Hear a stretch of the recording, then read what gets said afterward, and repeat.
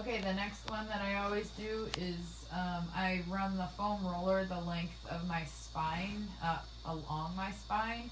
I rest the edge of it at the sort of the tip of my skull at the occiput region, and then it just goes down from there. So it goes past my tailbone. I typically, you can do different things with your legs. You can straighten your legs out, put your arms straight out to the side, and work on your balance, even just like lifting one leg or the other leg off, and just sort of being able to stay stable.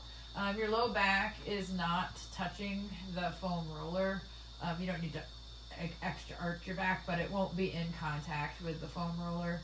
You can flatten your back into it, sort of to just fire your core, work on that. But when you're basically stretching on this, don't expect your low back to be touching it. I usually keep my knees bent and my feet flat on the floor. And what I'm looking for mostly from this one, this is also hugely important for sitters, people that have a lot of sitting to do. Or if you're doing stalls, this is also really a great one for you, or just for life. So I'm looking to feel that the half of my skull sort of rests past the foam roller. My whole neck is, there is foam roller under it. I don't feel contact with my entire neck. I feel contact at my occiput. Then I feel contact basically between my shoulder blades all the way to the bottom of my rib cage, and then again sort of at my where my pelvis hits it, and through my tailbone region. And so the first and foremost thing you should be doing here is basically nothing, which is to say passively stretching.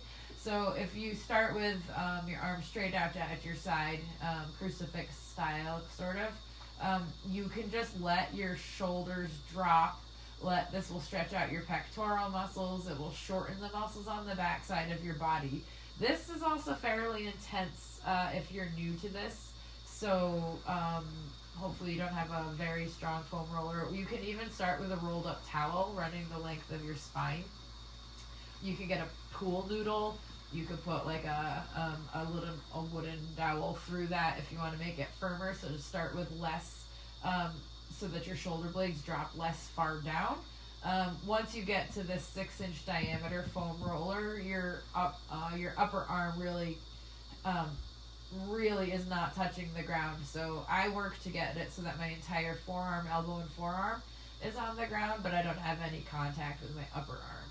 After I lay here and do nothing, I also let my neck kind of dangle both ways off of the edge of it, so I can sort of stretch out my neck and shoulder. I can do all sorts of stretches on this, but then I slowly just do snow angel maneuvers. So I will reach my arms directly above my head. Anything you're doing here, you can just rest it there. You don't have to like be actively going quickly with your arms. So you can find a place that you really feel a nice stretch and just stay there. One of the things I'm working on when I'm doing this is the range of motion of my socket, of my shoulder sockets. So this is a wonderful way to make sure you get your arms above your head, but also resting, and then you just sort of work your way around. I look to see how much of my forearm can I keep in contact with the ground as I go through the whole range till my hands are down by the foam roller by my hips. I tend to keep my palms up a little bit more in this exercise. And then, like I said, really staying anywhere along the way is a great way to stretch and find out where you're uncomfortable. You may find that as you move one of your arms, you really have to lift your shoulder. So, same thing, see if you can keep your shoulder blades low, pointing, or just pay attention to what they do. It's really not necessarily that you have to be able to do something. I think it's more important that you can observe how even or uneven things are through that range of motion.